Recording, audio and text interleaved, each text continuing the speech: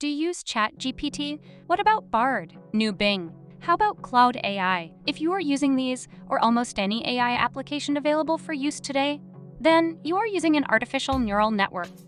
Artificial neural networks were first proposed in the mid-1940s. The initial idea was that an intelligent machine could be developed by mimicking the human brain's network of interconnected neurons. This idea for intelligent machines was first realized in 1957 with the invention of the perceptron.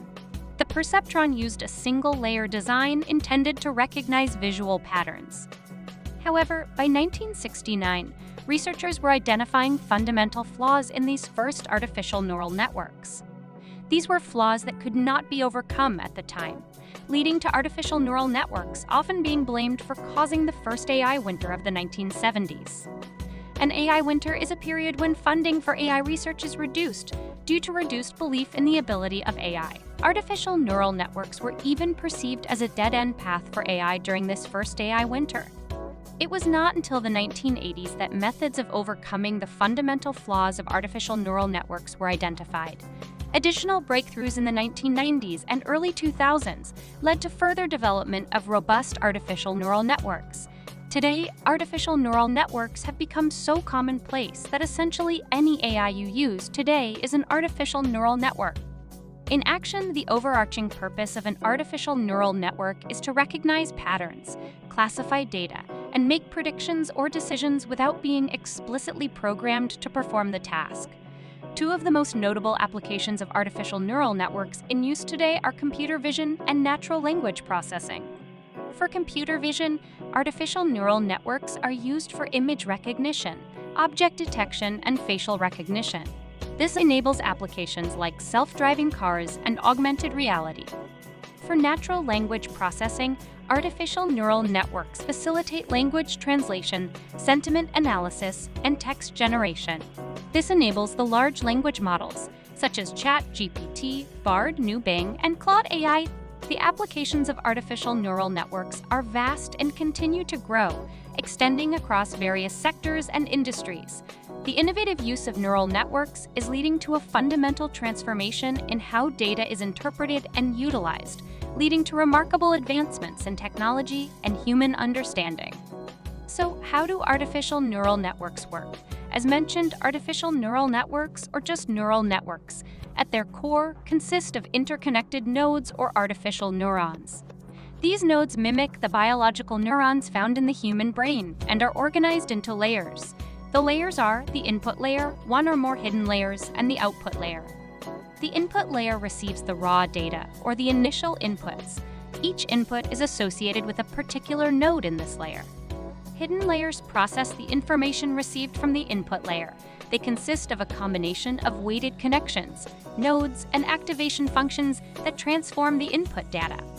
The output layer produces the final prediction or classification based on the processed information from the preceding layers. Within the hidden layers, the input data will be subject to weights and activation functions. These are adjustments made to the input data. We will go through an example in a minute to put all the pieces together.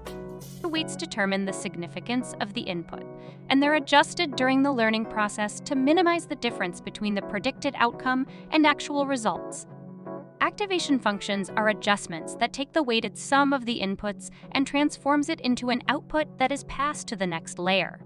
Activation functions introduce nonlinear properties to the network, enabling it to learn from the error and adjust, which is a key aspect of training a neural network.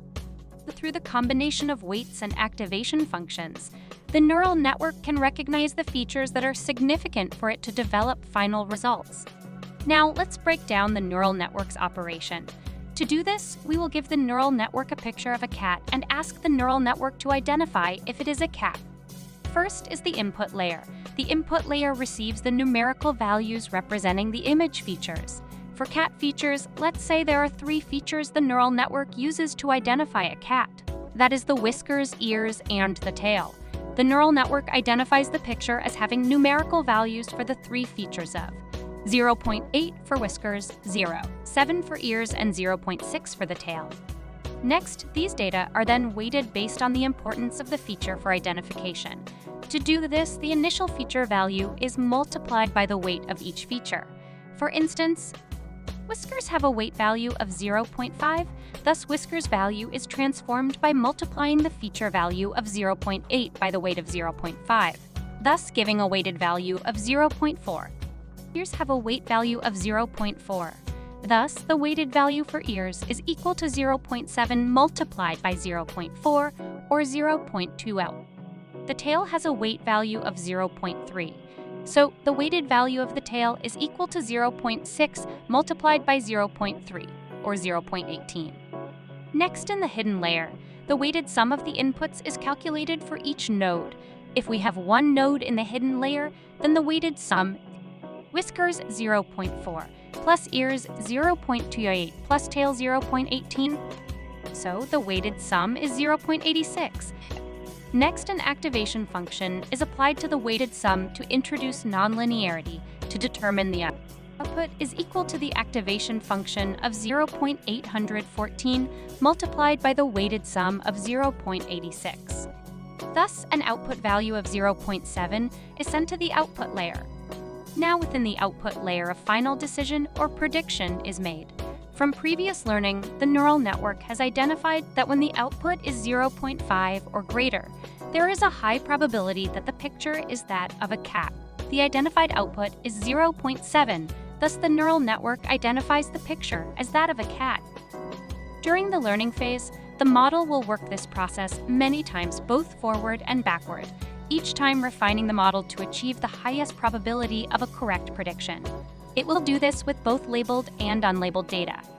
Now imagine that during training, a large language model such as GPT-4 will follow this process with more data than there is in the Library of Congress. This is how an artificial neural network learns, and it is what allows it to identify that a cat is a cat from any orientation. In follow-up videos, we'll discuss neural networks in more detail, including looking at the different types of neural networks, explore how neural networks work in greater detail, and doing a deep dive into transformer neural network. I hope you found this video to be informative. Thanks for watching.